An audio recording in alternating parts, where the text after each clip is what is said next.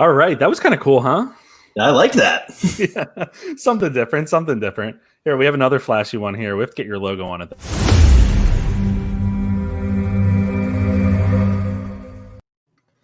I feel like I'm about to start a video game. Yeah. Choose your fighter. All right. Well, now we can actually start the podcast. And welcome to Guy at the Movies Live, your weekly source for the biggest movie news and discussion. My name is Joe, and I am joined by the fantastic co-host, Sean, Math Teacher Movies. How are you? Hey, I'm doing lovely, Joe. Welcome to August, where it starts to be a slow movie season. Which it's a tough one to swallow this time. So I don't know what slower will look like. I think we're going to be taking away movies or something like that. I don't know. We might actually get the opposite with some of the news we're going to be talking about today, right? Oh, yeah. But we apologize for not being able to stream last night. There was a storm that was rolling through. You may have heard of it. It was a tropical storm / hurricane, depending on where you were.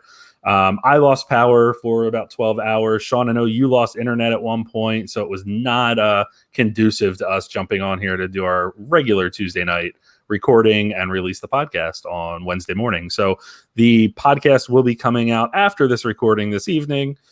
So if you've been, waiting for it, you will have it for your drive tomorrow morning.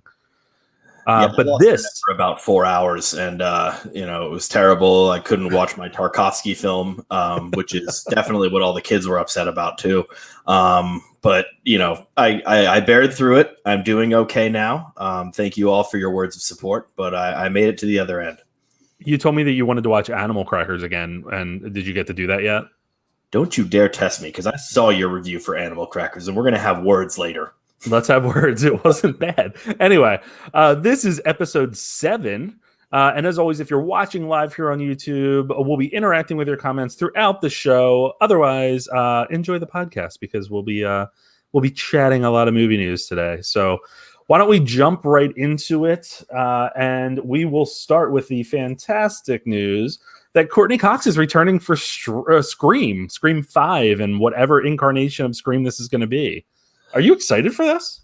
So here is the parts of my film fandom that makes me ashamed. I have never actually seen a Scream movie. Trust me. So I was, I know. I was, I can't even blame how I was raised. I was growing up as a scaredy cat. I was scared of scary movies. I realized that scary movies are now fun. I'm making up for lost time as best I can. But at this moment, the Scream franchise has not gotten to me yet. However, with this news, I will be willing to do a Scream marathon. And so I am ready for that kind of moment. Now, in terms of Courtney Cox coming back, hasn't she done this already? Like during the 4th one? Yeah, there's a lot of questions about what this movie is going to look like. So there was the original trilogy, which... the first definitely has a fan following, or cult following, as you will. The second also, I think, is pretty popular in a lot of ways. The third is kind of mixed. I like it a lot, but the way that they wrapped up the story and kind of pulled back the curtain on things that had not been alluded to in previous movies. You know how, like, when they're like, "Oh crap, we need to make a third." What are we going to do? Oh yeah, this has been happening the entire time behind the scenes and you just didn't know it. Like, that's kind of what happens here. So I don't know. The 4th one it left a lot to be desired. But I'm interested in this one mainly because the people that were behind Ready or Not, last year's film, are directing it. So I'm very into that. Very, very into that. So yeah, Ready or Not was probably on my top 10 films last year. It was probably the best surprise for me of the entire year. I never thought I'd like, some sort of gory, goofy slasher horror movie that much, but it was very good. So upon hearing that, I think that's great news. I am, of course, always worried about the nostalgia porn that we have, where it's just, everything is just all about looking to the past and looking to past cast and everything like that. On the other hand, the recent Halloween movies, which also I didn't see because I'm a scaredy cat, I say they brought back Jamie Lee Curtis. I heard they dealt a lot with the trauma of it. Instead of making it just like, remember Jamie Lee Curtis, it's just, what is this character doing now? Yeah. So maybe with a Courtney Cox situation, they could say, what is this character doing with it now? This is me talking about something that I know nothing about. Seen. No, I think you're right. Like there's a lot that they can talk about. I mean, Courtney Cox was not the main actress. It was Neve Campbell that was the lead. And she did say, I think last month or the month before, it may have been 6 months ago at this point, because again, time doesn't exist in a pandemic. No longer. But she did say that she was in, there's been talks, I think is what she had like led on in an interview. So Neve Campbell might be coming back. We do know David Arquette is coming back. So Courtney Cox's ex, actually, which is kind of interesting. But I don't know. I hope that they utilize them in a fun way instead of just being like, here's the fifth story that we're trying to come up with. Like do something meta, right? Where people are watching like a movie and it's Scream, or it's a version of Scream with them, or I don't know, like do something fun, do something stupid, play into it a little bit. Cause I think that's what we're seeing with horror a lot right now. It's success, like Ready or Not. The reason that was successful is because it knew what kind of ridiculous movie it was and just played right into it. And I loved it. I thought it was hilarious. It was kind of suspenseful throughout. So if those guys are the ones that are trying to bring Scream back to the big screen and bring it back to, what the fans really enjoy it for, and then I'm all about it. I absolutely agree. Yes. Yeah. So we did skip over what we've been watching. We can get to that at the end, but there's a horror movie that I watched in there this past week that it's one of the best horror movies I've seen in a while, and it completely caught me off guard, but we'll get to that. I actually have to ask you, like, we'll talk about it then, but this horror movie is on Shudder. Everyone's talking about it. Yes. Is it worth me getting a Shudder? Is it worth me getting a Shudder? Should I get a Twitter? Can I buy the Shudder? Definitely get the 7-day free trial. And I think Shudder's only $6.99 or $7.99 a month or something. It's definitely worth it. So we can talk about that real quick. Host is it was filmed over quarantine. It takes place entirely on Zoom, and it's about a bunch of individuals that are a bunch of friends that are getting together for a seance over Zoom, because who doesn't do that? And then things go awry. But it was legitimately suspenseful and frightening. I watched it like 5 o'clock in the evening, and it was, still bright out and stuff like that. But I really enjoyed it. I was pleasantly surprised. It kind of plays on like a Paranormal Activity type horror. And you probably haven't seen them either, huh? I know they're found footage, but yeah. So it plays that, but I think it does it even better than Paranormal Activity did. So I definitely recommend it. And it's only a 56-minute movie. I love that runtime. I gotta ask now: is the climax? We don't have to spoil, but is the climax of the movie where the killer thinks he's on mute, or isn't on mute and is talking the whole time, and is I need something where it's just like something I can relate to with my Zoom when a bunch of kids show up and I'm like 10 minutes into the lesson and I'm just, shit. No, you're not gonna have that. One of the characters is a math teacher, but no, I'm kidding. Oh, come on. You got me so excited for like 2 seconds. I was in this great world. Come on. I apologize. We'll talk about Host a little bit more later on. But right now I really want to talk about Amy Adams' next movie that she just booked, because this is the one that's going to get her that Oscar. Amy Adams is starring in a new movie that is coming out based on a book that has yet to be released, which is my favorite part of this story. The book comes out in 2021, I believe. The book is called Night Bitch, and Amy Adams is going to star as a mother who is dealing with anxiety and depression post having her child, raising her child as a stay-at-home mom, and she begins to believe that she is a dog. So you said with a smidge of irony that this is how she gets her Oscar, and I think that kind of thoughtless comment should not be warranted. This is definitely where she gets her Peabody. This is absolutely, just I'm in. Like this is the one thing I think about this kind of thing. It's like, this could go terrible, but this is Amy Adams we're talking about here. And so, you think about this, if this were like, I'm trying to think of just someone if this was Selena Gomez, who's not a bad actress at times and stuff like that, but if she was the one turning into a dog, it's like, oh, this is going to be one of those disaster terrible movies. But Amy Adams did sign on for this, and I think there's something to that. And a part of me just says that if anyone can make it work, it's Amy Adams. I don't think anyone can make it work. Like, I just genuinely don't. But this is something where, you're going to get butts in seats, or maybe Amazon Fire Sticks pointed at TVs. Either way, like, there's going to be people that are going to want to see this for the novelty alone. I hope it's not just the novelty. I hope there's something there. What's interesting is you saying the book hasn't been released yet. This actually reminds me of the plot of Adaptation, where, she wrote an article about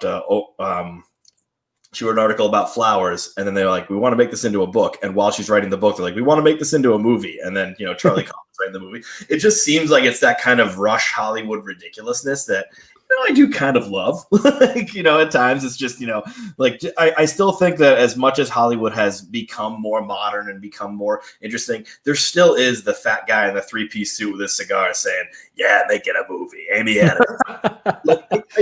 There is that level to it. But regardless, I am excited for this. I am cautious optimism, I guess is the word I can use, but it could be interesting. It sounds like a book I would be totally interested in, to be honest. And the reason I say that is because it's very accessible. I mean, it's talking about a mother who struggles with being at home with her, I think a 2-year-old at the point of the movie. That's part of the description, that she's home with her 2-year-old child. So I don't know if we're going to see the birth of the child and then like those 2 years or whatever. But at the point where she starts believing all this, she has a 2-year-old. But, she's dealing with depression. She's dealing with anxiety. And I think that's very accessible for a lot of people out there, especially new mothers. And depending on the relationship, that it's something that could be very real for a lot of people. So I don't know. I'm into it. I again, it's a book that I would read. So it's definitely a movie I would see. And I love Amy Adams. So we'll see what happens with that. I'm curious with Horse Girl was the Netflix movie that came out recently. And it talked about Alison Brie's character dealing with depression. And that one, for me, that was a difficult movie to follow. It was a difficult movie for me to get my hands around, but I still thought, like, for what it was doing, it was very impressive. And so, I still haven't watched that, but now that you say that, it does kind of strike some similarities to me. So in some ways, so maybe I'll check that out. It's still on my list. But jumping around a little bit, speaking of Amy Adams, her next film is rumored to be heading to Netflix. Apparently, Netflix is in final negotiations to bring The Woman in the Window, which is also based on a novel, best-selling novel, to its streaming platform at some point soon. It's a film that has been moved multiple times. It first was supposed to come out last October, but during test screenings, I guess the third act was really not up to par. A lot of the feedback was that they needed to rework it. So I believe they did that. It was then scheduled to come out in May, but COVID happened, and now here we are. So, it's kind of fascinating, though, because Disney now owns Woman in the Window since they acquired Fox. It was a Fox property, I believe. So now they're selling it off to Netflix. But hey, I'm into it because you and I talked about this a little bit offline. I'm pretty excited for this movie. I mean, the fact that they had to rework the third act and stuff doesn't really thrill me, but at the same time, if it's based on a book, hopefully they just do that justice, right? And don't change much. But what are your thoughts on that? So for a fraction of a second, when I heard it was owned by Disney, for the fraction of a second, I said, why isn't it going on Disney Plus? And in that fraction of a second, I realized, I could imagine Woman in the Window right next to Onward and Snicklepuss's Adventures Through Timeland. And so through both of those things, I said, oh, wait, no, maybe Woman in the Window shouldn't be on Disney Plus. I don't know what I was thinking. But so I think it's a great move to have this on Netflix, where you're in a situation where the movie has gotten bad press. Not to say it's a bad movie, but just the movie has gotten bad press. And so it's like, all right, we'll put it on Netflix, because if it's got this kind of bad press where it's getting bumped around a little bit, I don't think anyone's going to be clicking that $20 button. And so I think about, going back, like, maybe this is good to pop up on Netflix. It ends up in the top 10. It has some staying power. I felt a little bit different about this movie than you. I think that the trailer, I said this, the cast is absolutely just gold standard. The trailer did look pretty terrible, and that does not mention it, like that does not make a bad movie or anything like that. Sometimes the trailer is genuinely bad, and the movie's way better. And I'm hoping that's the case with this one. I can't read, so Sam read the book, and she said it's very interesting. And when she can't read, I mean, like I just really once I open a book and I get through a couple of sentences, I'm like, this is going to be a movie eventually. What are we doing? And so I just close that up. But you really have an intellectual for a co-host. It's on you. It's really on you. With me, I think, okay, she said it was going to be pretty good. She said that the trailer is taking it a different direction, which I don't exactly, I can see that. I can see what they're trying to do there. They made it look like a generic thriller. And I hope that it can get, I hope it has a good landing on Netflix, and I hope it's a pretty good movie. That's how I'm predicting it. I do absolutely hate, though, when you have a book, you have the full story that's right there, and you are going to change it up and not deliver on what the actual ending was. We talked about that with Bird Box a little bit a couple weeks ago. They changed the ending of Bird Box to not be as graphic and crazy as the book was, where like they claw out their eyes and stuff. But I would love to see that, because I just believe in sticking to what you purchased in that sense, right? Like, why, if the book was successful and you want to adapt it into a movie, don't steal the person's ideas to like put your own spin on it and change it up because you think it's going to be more mass appeal. Make that book a movie. I agree with you to a degree, but I think that sometimes, books and movies do not adapt perfectly together. And that's one of the things I think about. And I think about this, and this is the example I use all the time, is One Flew Over the Cuckoo's Nest. I, believe it or not, I've read the book and also watched the movie. And they're both fantastic. And Ken Kesey, famously hated the movie. And I could see why, because they changed quite a lot. They kept some of the original ideas. If they adapted that, book, page for page, or at least event for event, or really kept a lot in there, that would have been the messiest, most ridiculous movie. I would be curious to see how it would go, but it would be the weirdest thing. And sometimes I think like the point you just made is pretty great. Like, why would you bother with putting that in there? And I think it's about taking the same ideas, taking the same story, and then you have to put stuff better for the movie. I think about another one I just thought about now, Field of Dreams versus Shoeless Joe. If you adapted Field of Dreams the same way, it would have been a 5-hour movie that you would have been bored out of your skull with. But they kept the same things with those two. Those are the only two examples I can think of, because those are the only books I've written. Yeah, I'm with you. I mean, I totally understand that. I think if they stay true to the theme and the intent of the story, then I'm all for it. I'm trying to remember, there was a film that was it was a book that was adapted to film, and they completely just altered the ending. And I think it was something with like a person would like died in the book but lived in the movie or something, and they clearly only did it so they could continue on if they wanted to. But I don't know. It's a little crazy to me. What's not crazy to me, man, we're in transition hell tonight. Oh, you are loving it. What's not crazy to me is the new Pixar animated film that's coming out. The original that we just learned about is Luca. And I am incredibly excited about this because Italy is one of my favorite places on earth. So to see them bring it to life in hopefully the same way that they've brought other places to life, thinking about, Coco and stuff like that. Like, I want to see what they do to Italy. But the story is kind of interesting. It tells a story of two young guys, or two young boys on a on an island, an Italian island, that quote unquote are experiencing an unforgettable summer filled with gelato, pasta, and endless scooter rides. Who among us has not had that type of summer this summer? But he is holding a deeply held secret that he is actually a sea monster from another world just below the water surface. I really just think about a movie, back in the day about two young gentlemen in Italy during the summer, and one of them is holding a deep, dark secret as they share different bike rides. And I'm looking forward to the Pixar version of Call Me by Your Name. I think that it's like, I mean, honestly, like if they make it that beautiful, I know that's not what they're doing here, but if they make it that beautiful, I am like, they know, like Pixar, even in the bad stories, knows how to make a beautiful setting. The Good Dinosaur is trash, but the animation and the setting that they're in, it's just like, oh, that's what they spent the money on. Like it is. And so I think about Italy, I think about the countryside. The guy's going to end up being like, a sea monster, which just sounds like, okay, they're going to throw in some Moana, which is not Pixar, but still I'm getting it here.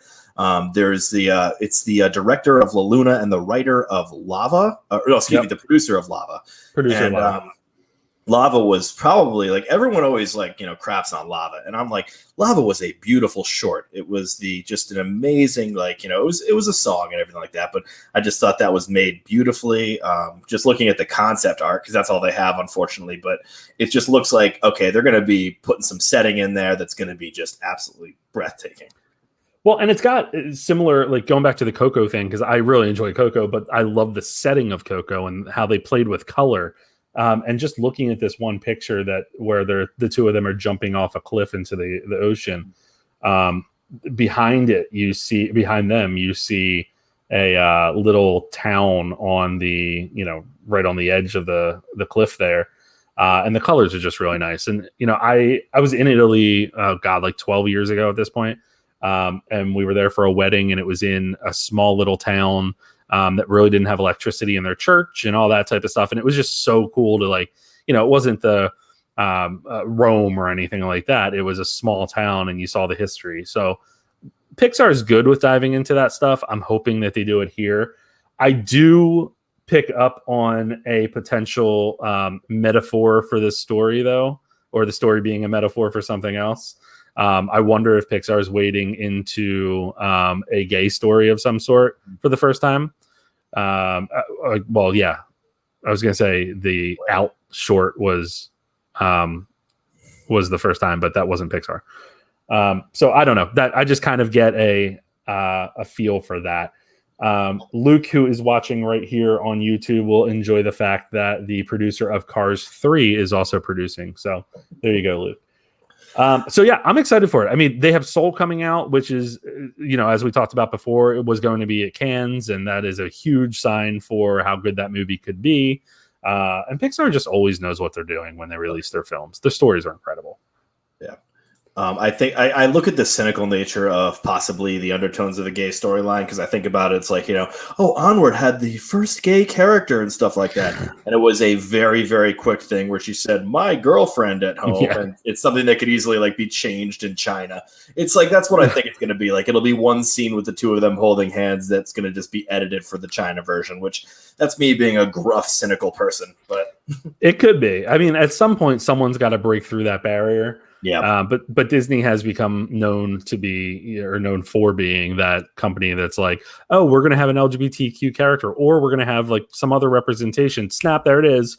It's gone. And you're like, what? What the hell? So that's interesting.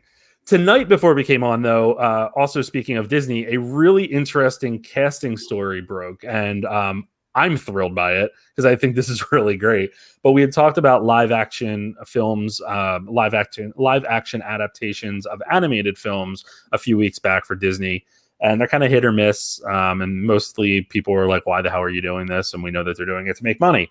But there is a live action Pinocchio that's been in the works for quite a while. Back in 2018, Robert Zemeckis was attached to direct. And now the story that broke late tonight is that Tom Hanks is in talks to play Geppetto in Pinocchio. I love this casting. Thoughts? I'm very worried. It's Robert Zemeckis, who did Polar Express, that Tom Hanks is going to play all the roles again. And that has me very concerned. No, I don't. I honestly, Tom Hanks playing Geppetto does sound like the perfect casting. He is a wholesome character. Tom Hanks is a wholesome character. This is like the Mr. Rogers level of softball kind of deal. I do have my no, it's not a concern. It's not a concern at all. But I just think about when we're doing this, and this is a Disney live action, so this probably won't be explored further. But Geppetto is an incredibly dark, depressing character. This is an old man who's all alone who builds a puppet in the hope that it'll be his son. I mean, we look at it there and it's just like, all right on. Let's do the therapy sessions on Mondays, Wednesdays, and Fridays. But I don't think they're going to really be exploring that. I think it's just going to be the fun, wholesome Geppetto, which, by the way, I'm fine with. It is going to be a Disney kind of thing. But I was also wondering, with this being Zemeckis, I don't know if the Guillermo del Toro version is still happening. There was a weird trailer that came out recently for a Pinocchio coming out this year. So I think we're having a bit of a Pinocchio race, which is gonna, kind of be the same Jungle Book and then Mowgli King of the Jungle kind of deal. But that might be my one concern. That's exactly right. We had that with Jungle Book. We had it with Snow White. We had it with Hansel and Gretel. If this type of stuff happens over and over again, it's like one property really kicks off and suddenly everyone wants to adapt it. So there is the Guillermo del Toro one. Is that the one I think that Ewan McGregor is attached to? I believe so. Yeah. Yeah. And that's Luke is mentioning that in the comments as well. That is separate. That is definitely not the Disney version. Guillermo del Toro will not be doing a Disney version. Definitely not. Yeah, but hey, I'm in for this one. Pinocchio. I mean, I obviously know the story. It's not necessarily my like go-to. It's one of the obviously the original animated films from Disney, or one of the earlier ones. But I'm into it. Again, I will see the live action movies till the day I die. They can count on my like $12.95 or whatever it will be when we come out of COVID, like $47.33 to go see a movie or something. I will do it.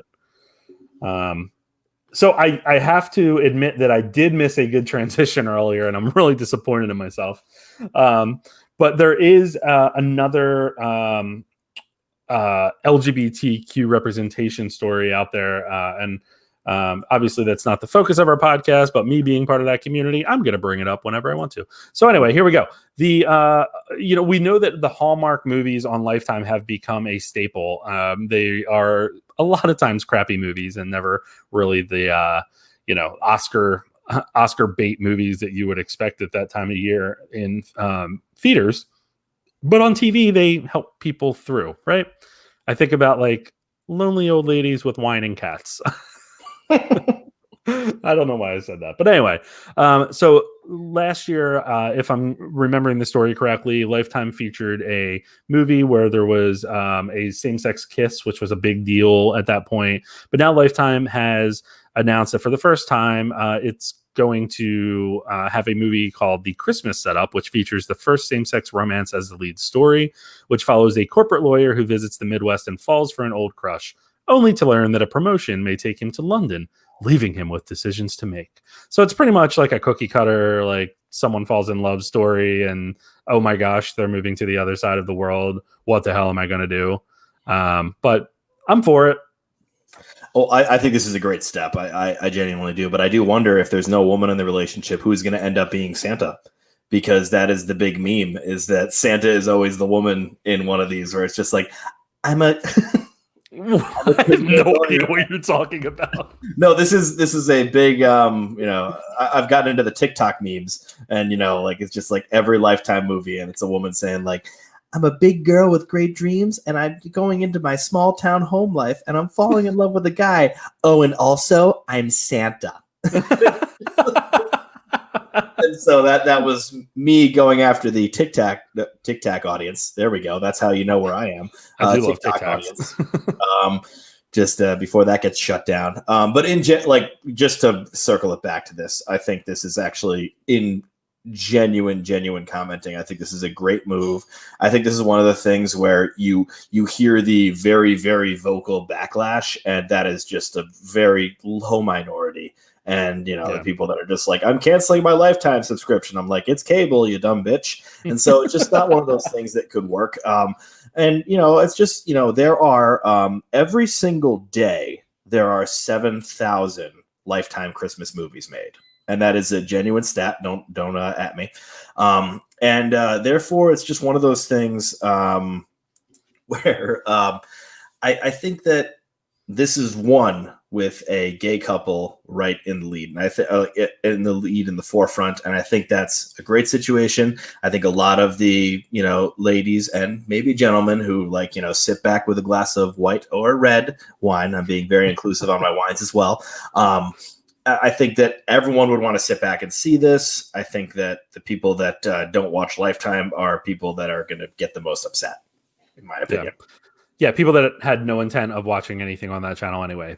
No, I'm with you. I think it's great. I'm always about piss people off to make change. It's what you have to do. And once people normalize it and see that it's a movie about a love story and there's not a conversion spell at the end that's going to impact your life. Don't worry about it. I think that'll be great. So I'm pretty excited for it. It sounds pretty cheesy, but I'm all for it. I joke around I'm not a corporate lawyer. I'm an education lawyer, but I'm moving to Milwaukee. Apparently that's where my life is going to change. And my sister-in-law was like, "Oh, and then you're probably moving to London then, right? Because that's how the story goes." I'm like, "I will go wherever." Because you'll marry a prince and end up being Santa. And then, by the way, I'm Santa. Yeah, so we'll see what happens with that. I'm pretty pumped for it, but I don't know.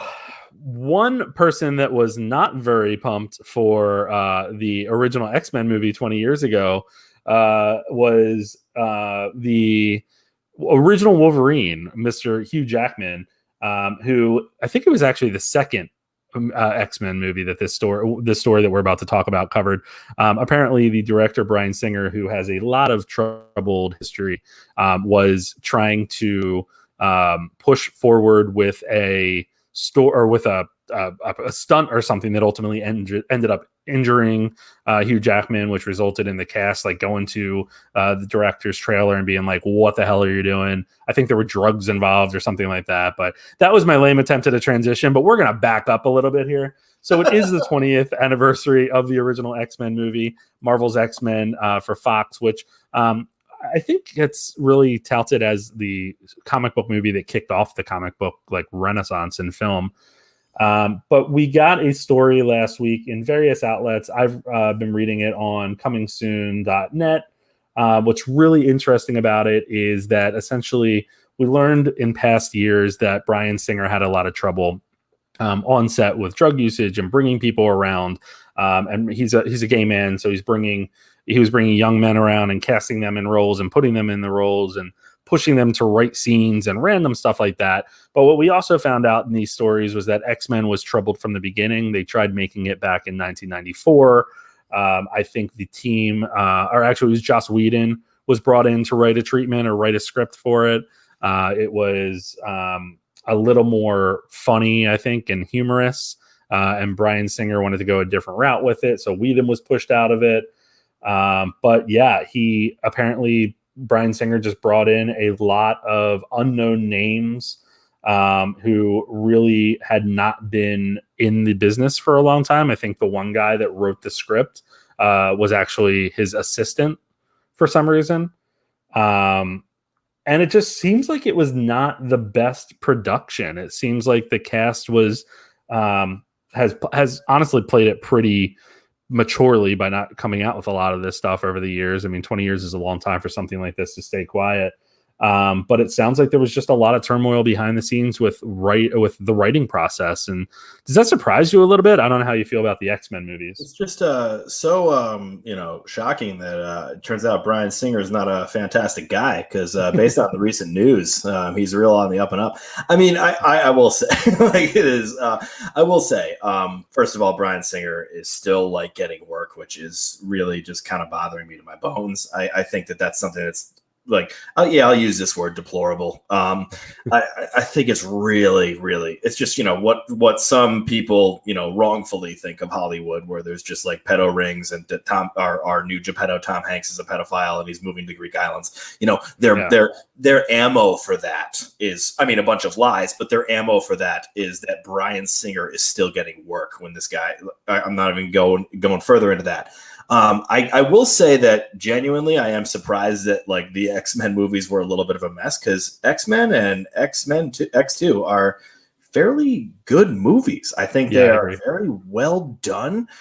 They don't seem like a mess. It would be interesting. I think it was, it would be interesting to see how the Joss Whedon comedy approach would have gone, but I think it was better to see that dark version. Oh God, I'm siding with Singer. It's good to see that dark version of the X-Men, and just to say this is a comic book movie, but it's dark.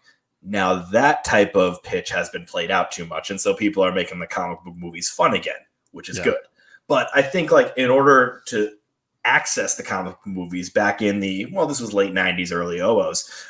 It's just that let's make this a little bit more, dark and gritty, and people were just like, ooh, it's dark and gritty. That's how people got into Batman again, is they just, they said Batman Begins, Dark Knight, that kind of deal. And then finally, some of the DC movies happened with the dark and grittiness. And people said, all right, a little bit too dark and gritty. Let's go have some fun now. And so then we've moved up to having fun again. But to tell you the truth, it's tough to think that there were a million people writing this and stuff, because it is rather cohesive. Maybe that shows what Hollywood is. Maybe that shows the long arm of the law you mentioned. How did the cast keep so quiet about this? I think it was that, unfortunately Singer had a bit of a hold on a lot of things. And so, or maybe Fox just said Singer's our guy, don't talk poorly about him. There could have been numerous, I don't know all the ins and outs of Hollywood, but unfortunately up until recently it was not a great place to be in an environment of abuse and abuse of power. Yeah, I think you're exactly right there. I also think a lot of them were really up and on the up and up in their careers. I think about Hugh Jackman, who is one of my absolute favorite entertainers. What he had mentioned back in so a little disclosure, I've seen Hugh Jackman live in concert twice in the past year. Oh, nice. And he actually puts on an incredible show. That's why I went back. But he talks a little bit about the movies, and he talked about how he apparently wasn't working out his first days on the X-Men set, and he was so scared to lose that. And I think that he was a late addition, if I have the story right, to play Wolverine. But all that to say, it sounds like a lot of them were just really happy to have this step in their career in a movie that became such a huge blockbuster. Everyone really, spawned 2 more movies, and then look how many movies X-Men has gone on to do in the different iterations and different timings of them. So, it's the Bryan Singer piece, I think, is the larger part of this story, to be honest, because he just seems like he was a tragic person to work for, and is also a very disgusting person. So, we don't have to get into that, but I don't know. It makes me wonder, and this is based, I forget what we were talking about a couple weeks ago, but it makes me wonder what else is going on behind the scenes in movies. Oh, it was the Joss Whedon thing with Cyborg and Justice League. He's being accused of a lot of different misconduct. What is that misconduct, and what are we going to learn from that? So, yeah, I don't know. Are there no good people in this world anymore? Let's just hope, but it could be the young directors out there. I think, Damien Chazelle treats him good. Barry Jenkins treats him good. I guess that's it.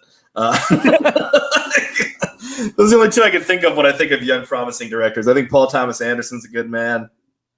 No, I think I know. You're I think he's a great guy. I don't know.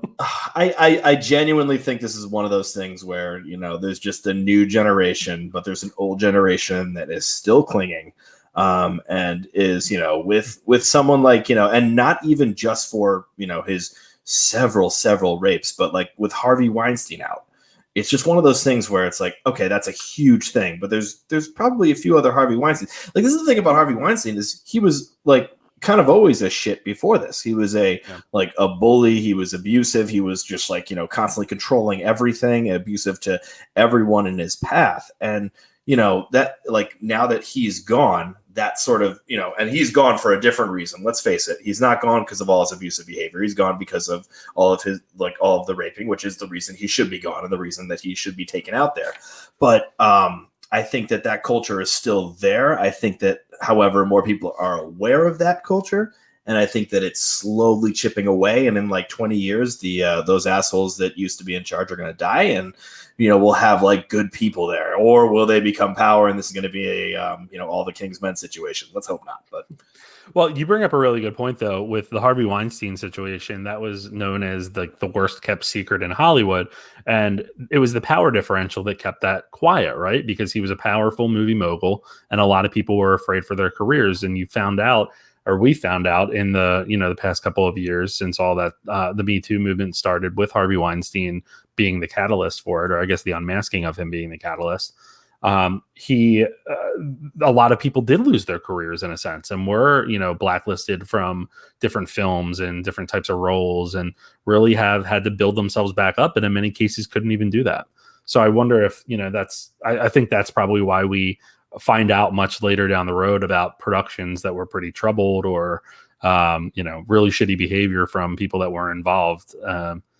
And I also think, taking it back to the Justice League thing with Ray Fisher as Cyborg, that's the Me Too movement is probably a reason why we are getting it, 3 years later, right? We're about to get all the news about it, whatever happened. So I don't know. We shall see. We shall see. But moving on to the top story that we wanted to talk about this week, which broke yesterday, I believe it was. We've been talking about Mulan being really the second biggest film of the summer that needed to find a home. And with Tenet releasing on September 4th, stateside in limited capacity, September 4th overseas. No, the week before overseas, September 4th. Yeah, September 2nd, September 4th. Really did my research today. It's great. But we found out yesterday that Mulan is heading to Disney Plus, but the catch is that it will be $29.99 to view. So they're calling it PVOD, Premium Video on Demand. And that is that for that film. So that is debuting September 4th. I believe that's Labor Day weekend, so it's also going up against Tenet in a way. I don't know. I for one am probably going to rent it. But what are your initial thoughts on this before we dive into it a little bit deeper? So I looked at this and I said, my initial thoughts were that's too much money. And then right after that, I said, I'll be getting it. Like, it's one of those things where and then I posted about it. And on the post, people were commenting, that's too much money, ... I'll be getting it.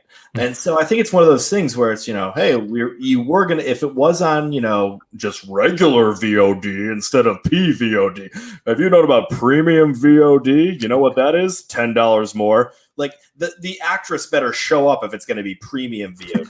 And I mean, come on. Like, we better get our own personal Mushu that doesn't exist in this movie. Like, I think about with VOD, if it was regular VOD, it's $20. So now it's $30. I'm like, oh, okay. Like, I mean, a trip to the theater would be, just about $30 if I got a small popcorn, and then a large popcorn, it would be about $57. But I look at this and I say to myself, all right, so, it sucks that I'm sitting on a couch and I'm about to click something and I'm going to watch Mulan for $30. But then I put Sam next to me. And then it's kind of like we both paid $15 for a ticket. And that's like my little way of saying, oh, there we go. But that's like my only way of rationalizing this. Saved gas money. We're saving the 2 minutes it takes us to go to the theater. It's great. I do have to wonder, I just wonder, this film was accused of being a part of the supporting, communism in some certain ways. And it's just interesting that now it's become the main weapon for capitalism, being charged $10. I think that's one of the fascinating moments there. It's like, oh, checkmate for those people that had that theory. Well, I think what you're alluding to is the main actress had really spoken out against China in terms of the occupation of Hong Kong, if I'm not mistaken, right? Or was it vice versa? I thought she spoke for China. That might be take a look at that, because I had arguments with my friends about that, and if she spoke out for or against China, that would be interesting. That would be a whole new situation. Yeah. Well, I think regardless, it's really interesting that there was a whole thing about, we've talked a lot about VOD, right? And we know that Trolls was really the one that led the charge to VOD and did rather well. I think they were $19.99, if I'm not mistaken. But the funniest part, I saw a tweet, and I completely agree with this. They were like, I think the guy said, I paid $19.99 for my child to watch Trolls, and this is actually a movie I'm interested in. And I think that that's a difference in terms of this movie that's coming out, is that it is a blockbuster movie, and it is one that a lot of people have been looking forward to. So I think Disney's really testing the waters there. A lot of people would say, why not just put it on Disney Plus for free? But the truth of the matter is they need to make money off of it. They spent, I don't know what the budget was for this film, but $200 million. It's right in front of my face. So they need to make something back, and they will be able to release it overseas. And I'm sure, it's going to have strong DVD sales and all of that. But do I love paying $30 to see it? No. Am I going to? Yes. Do I also understand why they're probably charging that money? Also, yes. Yeah, I mean, I look at this sort of situation and I just say to myself, this is like, obviously the free for Disney Plus is one of their flagship movies. This is going to be in theaters. It was going to make a killing. And so they're going to up the stakes a little bit. I think $20 for a movie is plenty. I think it's, too much. I mean, last weekend was The Secret for $20, and I couldn't, hit that $20 button and then look at myself in the mirror. I just could not do it. So I just walked past that one pretty quick. And I looked instead and I just said, the $30 situation is just something where this is a live action movie, which is just something that everyone's going to pay no matter what for. And I agree that it is excessive, and it feels excessive, but it is more than a $20 movie. It is more than, First Cow was almost $20. Come on. This is more than a $20 movie. Once again, I would support just paying $20. It's going to be very weird going on to Disney Plus and seeing the Mulan and seeing that you have to pay this $20. That's going to be a little bit of an interesting thing. That's where I just thought, why don't they just release it regular on VOD and just not have it a part of Disney Plus? Just for the visual alone. Because it's this is a subscription service. It's only on principle. There's no actual argument I'm making here, but it's just have that on its own on VOD, and then later it shows up.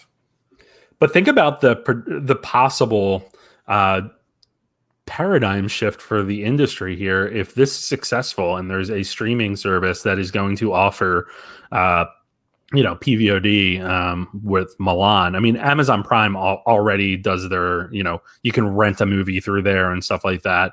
But think about Netflix and think about Hulu.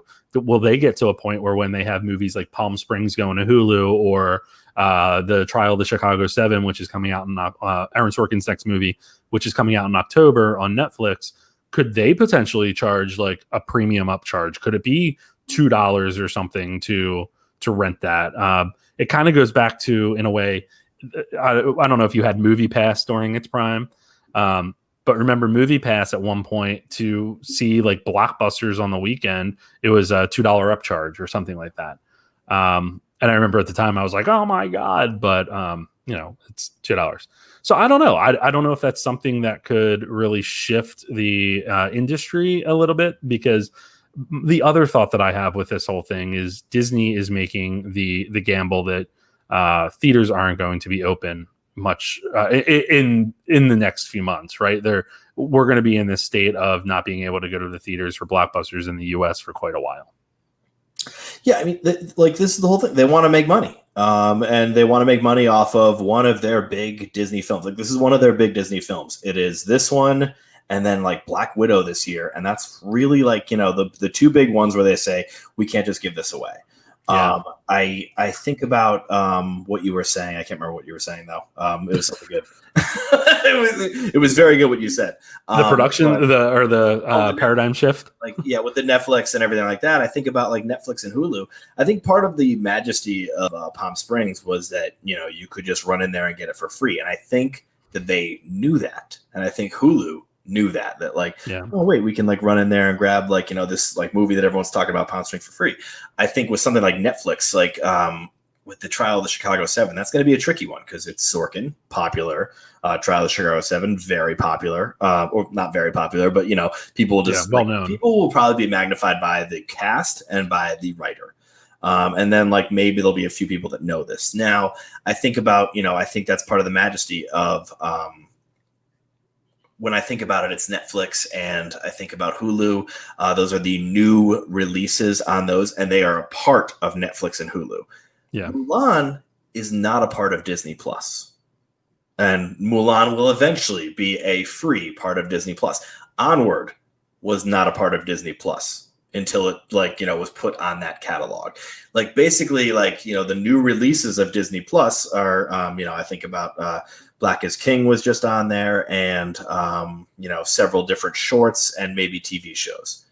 But when you think about a movie that's been advertised in the Super Bowl and was advertised for that and it was expected to be a theater release, that's not going to go on Disney Plus. So I think there's a different, now I'm just eating my words because Trial of Chicago 7 was going to be released in theaters, but it wasn't like a prime big time theater release. It was something where it's like, this can be seen on a small screen. Palm Springs genuinely was never a prime theater release. I think that, I got a little bit worried when you were saying that, like what precedent does this set? And I'm like, oh shit, that could be the case. And it genuinely could be. Who knows what Irishman would have been like if it came out a couple of years from now. But I think that, when it's made by Netflix or when it's like purchased by Netflix in that situation, it becomes the Netflix movie.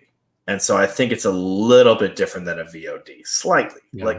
And I think I'm distinguishing with the Disney and a Disney Plus. They're the same thing, obviously. I'm not saying they're two different companies, but this was the Disney movie that was going to be in theaters, and so that's why they're charging this much. Yeah, I mean, I definitely get that, but I also wonder, back in the day, think about Cloverfield Paradox, right? In hindsight, we can say it was a terrible movie, but if they were to announce like they did at the Super Bowl that they were going to put Cloverfield Paradox on Netflix for an upcharge of $1 or $2 at that point, I think a lot of people still would have done it because in its prime, Cloverfield was like, everyone wanted to know what the hell that movie was and what was going on. We've kind of lost that mystery of like, is it a Cloverfield movie? Is it not? That hasn't really been played up. I think Overlord a couple years ago, if I'm not mistaken, was supposed to be a Cloverfield movie, but never made it to be one, or like I think they changed it at one point. I don't know. Well, now we know. Go ahead. Go ahead. Well, now we know that if it's a Cloverfield, like if they say it's a Cloverfield movie, that it really was never meant to be a Cloverfield movie. Right, as we found out from the 2 sequels that were easily just like, amateur, very good, one of them, sci-fi movies. 10 Cloverfield Lane. It was a great movie until I enjoyed it. Like it was just so tough.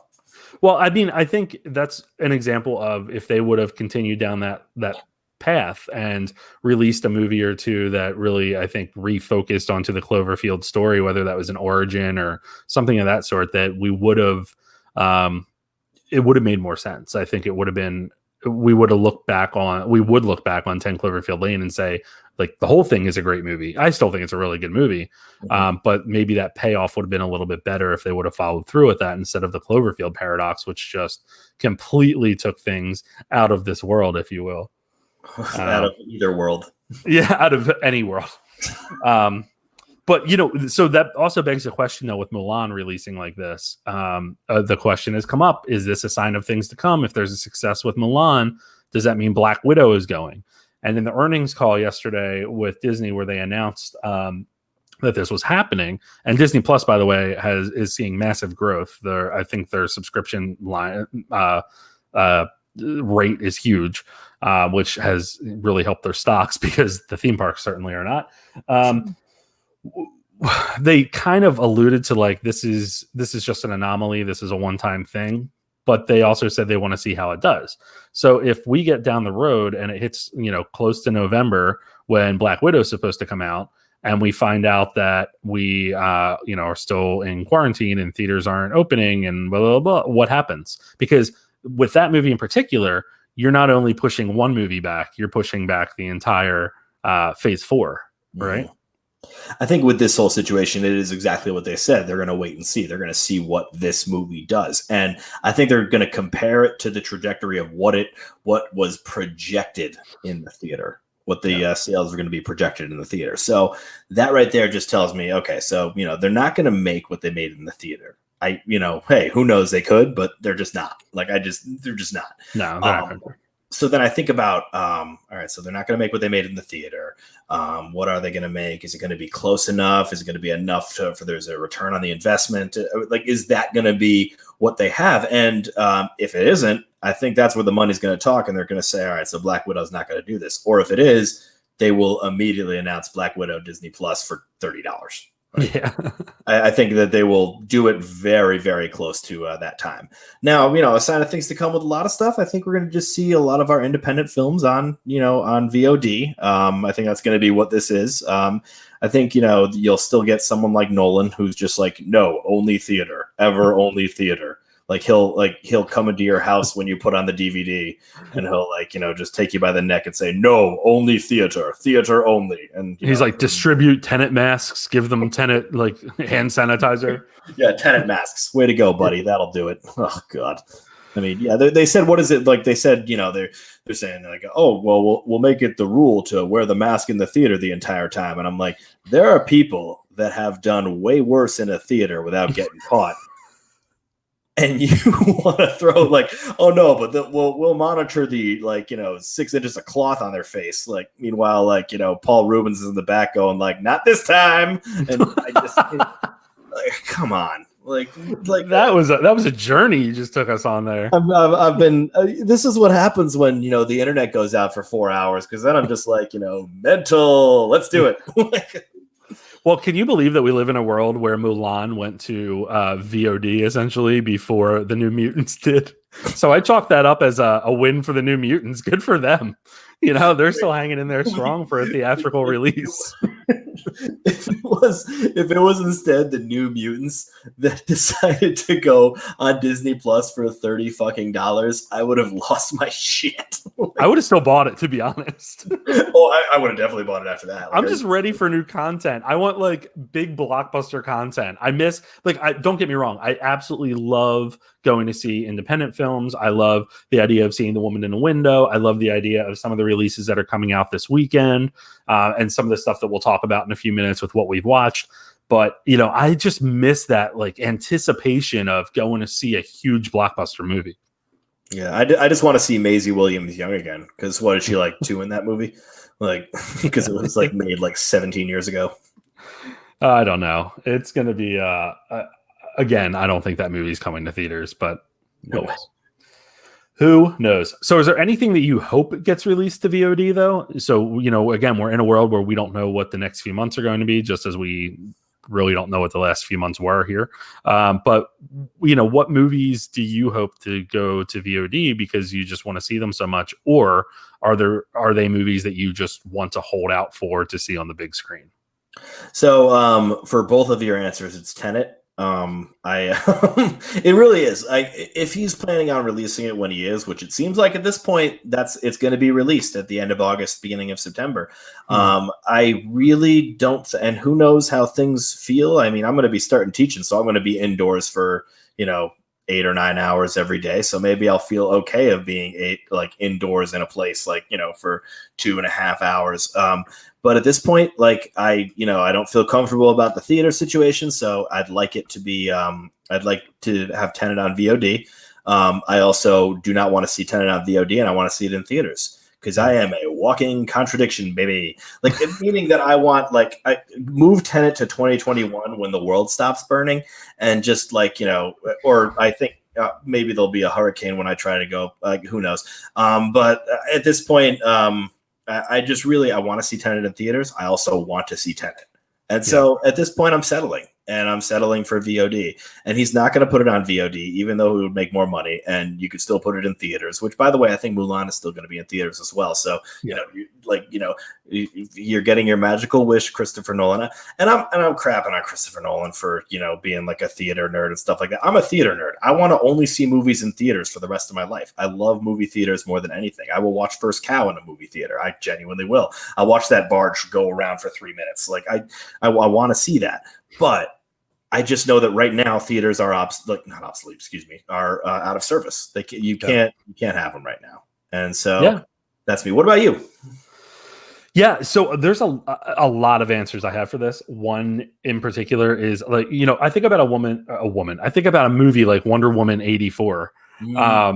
And that's a movie that I'm really excited to see. I really like the first Wonder Woman. I'm well known to be a DC fanatic. But I wonder if that's a movie that they would consider going to HBO Max, right? I think that might be a good pull for it to be able to drum up some excitement for DC, but at the same time, they're doing well with that. I mean, they have DC Fandom in less than 2 weeks, and maybe that's something they'll announce. Who knows?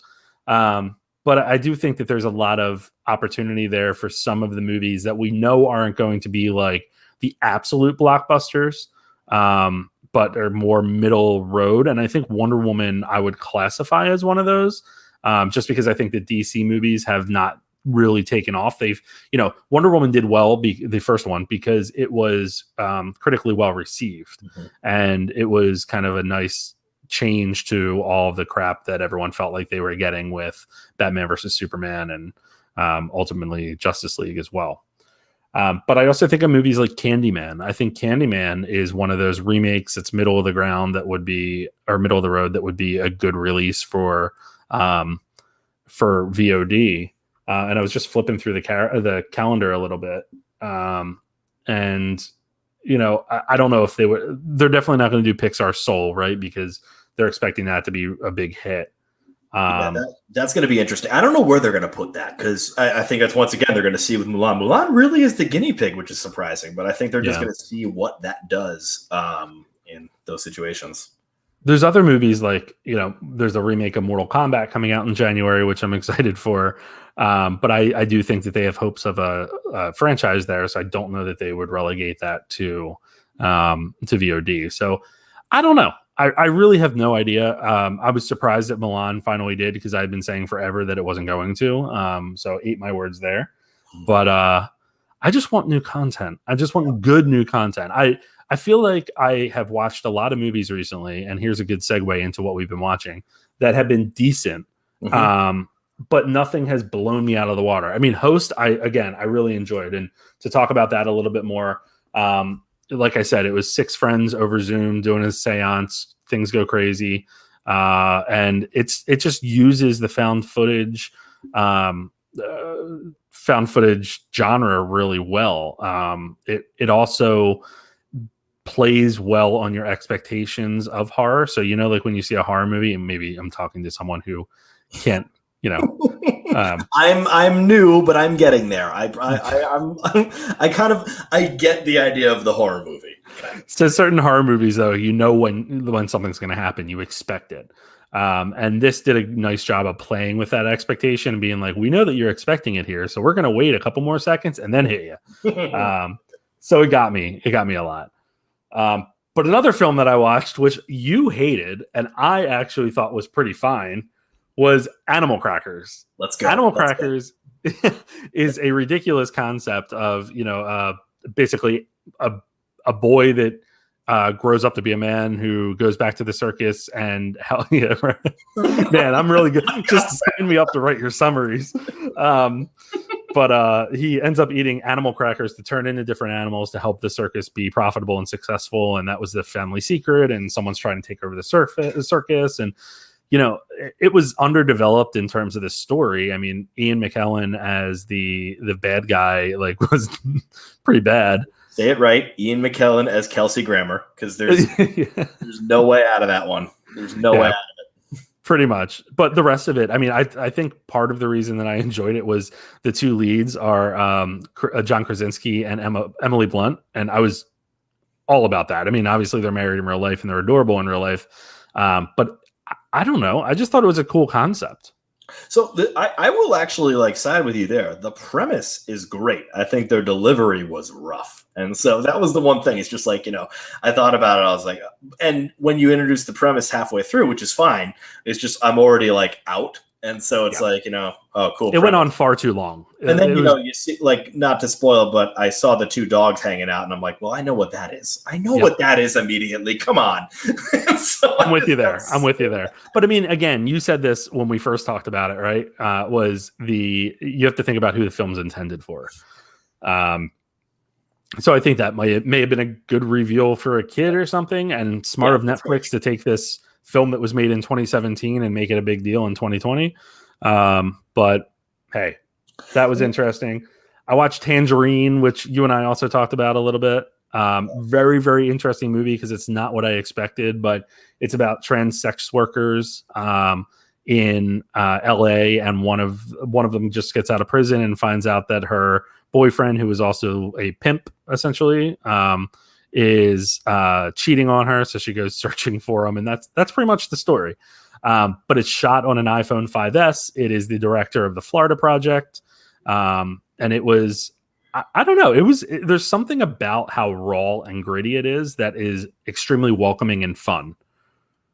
So what I loved about it was just, and I think about Sean Baker with the Florida Project, and I saw this before I saw the Florida Project. So I saw them in sequence, and they're not companion pieces, but no. I should mention that right off the bat. But what he does in both movies is he sort of holds onto a character that is disagreeable at best and terrible at worst, and makes them human. And you look at that in the Florida Project, where you don't know Willem Dafoe's story at all. Like there's not, it was not a great story, but you just hold on to him enough to not be a hero, not be a villain, but just be a human.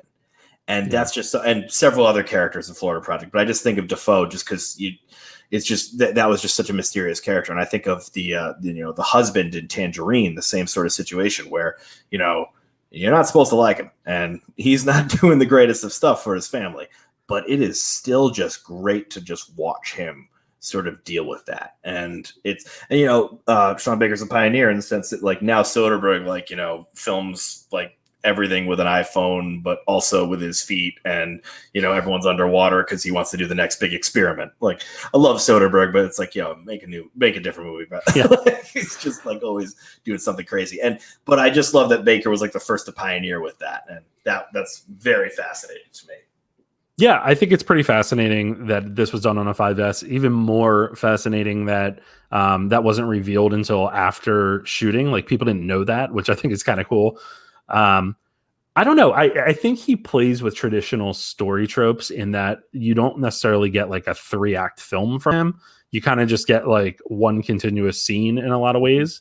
And it's just like, it's like it puts you in the shoes of the characters, right? Yeah. And it's very real. And again, gritty is the term I keep coming up with. But I think that's why I liked it. It was raw, it was rough, but it was real, and it really was fascinating to me in that sense. The last one I watched, I'd been looking to watch this for quite a while. It was Retaliation. So it's on VOD. It's with Orlando Bloom. He plays a 37-year-old man who was abused as a child by the clergy, sexually abused at the age of 12. It's all about his relationship with his mother, his challenges in life with, keeping a girlfriend, and his anger issues, and just really how an individual like that, who's been through that, is working his way through day-to-day life. So I really enjoyed it. I mean, it wasn't the greatest movie. I think his performance was incredible, but I did enjoy it. So it's a run-of-the-mill movie in that sense for me, but they did a nice job of diving into really what what an individual like that would be feeling, and the anger and the directionless, lifestyle, and just the emotions that run through them, even to, 25 years later, he's still dealing with it. Seems like a very heavy movie, though. Like, It is. It is. I watched that, and then I watched Tangerine back to back, and I was like, "Well, this is different." What have you watched? Oh boy, what have I watched? So I'm just keeping it to the new releases only because I watch way too many movies, and we'd be here all night if I kept talking. But the first one I watched is a very interesting story of how I ended up watching this. But someone on Instagram contacted me and just said, "Can you watch my very low budget horror film? It's on Amazon." So I'm like, "Oh, okay." So they've obviously like invested some money into this. So I'm sort of doing them a favor, but also I'm sort of interested to see what this is. And this movie was called Remy's Demons. Now, this is where I may have graded this one on a curve because I'm thinking like I went through myself saying like, well, it's low budget horror. So obviously if I saw this on the big screen, I would have some issues with it. But, if I'm talking about it in this situation, maybe like, this is a situation where this is someone that did what they could with the budget they had. And even though they did what they could with the budget they had, it's still filmed very well, where you can see that the filmmaker is very talented. Colin Bressler is the filmmaker, and it's very talented. It's very interesting. The story is very interesting. Once again, I just can't emphasize enough, and this is why I gave it a B instead of an A, but it's low budget. So you'll see some stuff where you're like, oh boy, that actor was a friend, or you'll see those kind of things, and that's totally fine for me. And it actually helped me open up oh, there's this interesting way where I could look at art through this sort of lens. And it was like kind of a growing experience for me. I'd recommend. It's a good, solid horror. It's like a good, interesting horror. There's, a lot to it. A lot did genuinely put a chill into me. So I was a little bit fascinated by it. So I'd say that, this is something where I would love to see this person make it big and then remake this movie under just a more intense situation. Yeah, I'm reading the review of it, or not a review, but the summary of it, and it's pretty interesting. I mean, it seems pretty involved, to be quite honest. But it sounds like something I would want to check out. And Colin Bressler is the director, writer, and producer. So yeah, I will emphasize low budget again just to make sure, but it is good. It is a good, solid movie. Then this weekend came and I watched a whole bunch of stuff. I started on Friday with watching Black is King, the visual album from Beyonce Knowles Carter, and it was great. Was it a movie? No. Was it a visual album? Yes.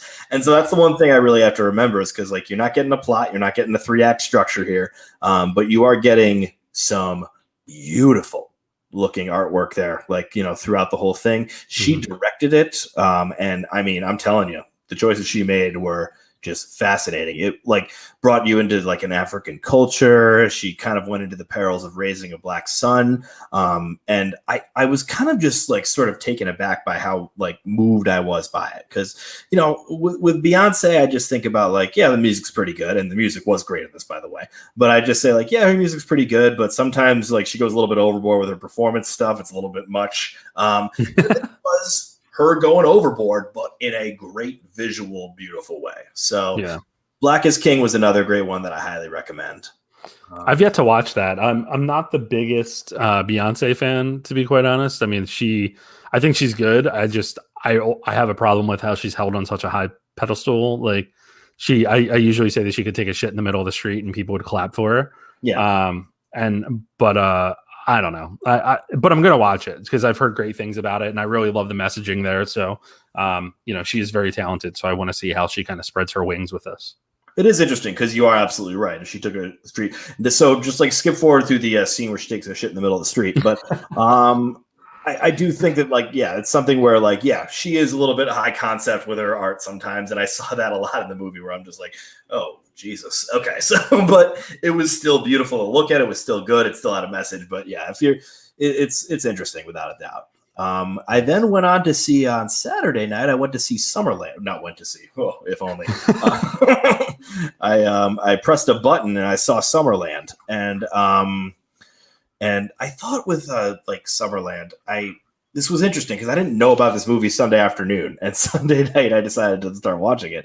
And it was this great, beautiful movie that takes place in Ireland during the World War II, and a gruff female author is taking in a young boy who's evacuating from London. And so at that point, at the beginning, you kind of roll your eyes and you're like, oh, gee, I wonder if she starts to like the boy and stuff like that. And so at first, this premise starts to get predictable. And so I started to a little bit of rolling my eyes. But then as it goes, it gets charming, it gets fun, it does what you predict, and then it takes a bunch of turns that you don't expect. And from that, I just said to myself, this is a very enjoyable, very heartwarming movie. It has Cuckoo and Baffa Rawl in it, huh? It does. Don't get excited just for her because she is barely in it, but she is in it. She is great. She is like radiant in it. But I will actually talk about the lead actress who is Gemma Arterton. Yeah, she is unbelievable in this, like top-notch performance. Everyone keeps talking about her, but really she is just excuse me, I shouldn't say just, she is a stage actress, so I haven't really known about her, but that is like her main thing. And so she hasn't really done much that I have seen, but this was just amazing. That's awesome. Very cool. The last one is an interesting one because I'm conflicted about my review for this. I don't know if maybe I'm being improper with my review, but it's called Yes, God, Yes. And it's about a high school girl who is sexually discovering herself during a Catholic retreat. There's some interesting notes to this one for me. I was raised Catholic. I am a Christmas and Easter gentleman now. I think about this one where I got a little bit weird about this review because first of all, I went on this retreat and they are spoofing a certain type of retreat. They changed the name. And I went on this retreat and I had a good time. It wasn't really like as hyper religious as this movie is making it out to be. I worry about satire, maybe criticizing, making the religion a little bit too goofy or a little bit over the top. This was actually the same issue I had for, minor segue with Jojo Rabbit, where I thought that maybe the satire was a little bit over the top with that kind of stuff. And it's obviously a group that needs criticism. Both are groups that need criticism. But I think that if you go a little bit too over the top with the satire, is there some of the fuel taken out of the criticism? That being said, I was raised Catholic on the East Coast. And meanwhile, this takes place in the Midwest. Now, could it have been a more difficult experience for her in the Midwest in that situation? I would actually bet quite a lot. So was this a genuine satire then? It actually might have been. And so that's where I have my conflict with this one. And so after all of that, I will say that this movie is amazing. And it's funny and it's very, I think I said charming already for a movie, but it's very charming. It's very energetic with what it has. And it was very, very enjoyable. And I think that the one thing is that even though the satire goes over the top, I think with the Christianity, I think people in that religion will also enjoy it. I think that, it's a little bit, gruff with her sexual discoveries at times and stuff like that, but it's not, that's not going to be the most popular part. It's not as biting as I really thought. So that was my sort of piece with that movie. So I gave it a B. Maybe it should have been an A, and that's where I go back and forth because I'm I think it was that good, but and those are the issues I had with it. But do you find yourself getting into cycles where you use the same terms to describe movies, when you're trying to write reviews? A lot of times I'll be like, "Oh, it definitely gets down to the raw emotion of blah blah blah," and I'm I just used that 4 times in 4 different movies. It's that bad, and also I've put words at the top page of my review that I can't use anymore because I realized that I think incredibly is used in every single one of my reviews. And so I said to myself, I've got to stop. It was just incredibly sad. It was incredibly beautiful. And I'm okay, I got to stop using incredibly. It's an incredibly good word to use. So some incredibly good releases maybe that are coming out this week. Secret Garden is heading to VOD. Work It on Netflix. An American Pickle on HBO Max tomorrow, I believe that is actually weird release date. And then Made in Italy, which I think is the one on this list that I'm most interested in. Yes, that is the Liam Neeson with his son going to Italy, which already, I'm ready to go to Italy. So let's do that. Let's put that. We've talked a lot about Italy today. Talk a lot about Italy. The account Rachel's Reviews reviewed Made in Italy and had some positive things to say about it. It makes it sound like a movie that I would really be up for. I'm just excited to see Liam Neeson in not an action movie. And I'm not saying that he's not a good action star, but he's a little bit overboard with it. And so, we saw the same action with him. Like, it was the same movie, just with a different title each time. Oh God, it was rough. Like, so I'm just excited for him to just like be back to his Love Actually roots, where he's just talking about just talking about love or something. I don't know. just talking about love. Well, Sean, this was fun. I'm glad that we finally were able to get together tonight now that the storm has passed, and it was a beautiful day here. I had a wonderful day here as well. Yeah. You're like looking at your walls, like, it's been great. Looking at my walls and the outside at night, but it's because that right outside of us there's like 17 trees down. Oh man. Well, listen, upcoming things on the schedule here. Guys Movie Quizzo, the Harry Potter movie edition, has been moved. It was originally supposed to be tonight. It will now be on August 19th, 2 weeks from tonight. And the first ever Guide to Movies virtual film festival. We've been making a lot of announcements about what is coming down the road with that. Sean, you're involved. There's a lot of great people involved. A couple announcements were recently made about a Q&A with the director of Night Hunter and a Q&A with the co-directors of the short Star Wars fan film Shadow of the Mandalorian. And there's a couple other announcements on the way that I am working to finalize before I can say them. They are happening. I just have to finalize the specific details. But it's really turning into a wildly fun event. Every day I'm adding more individuals to be involved.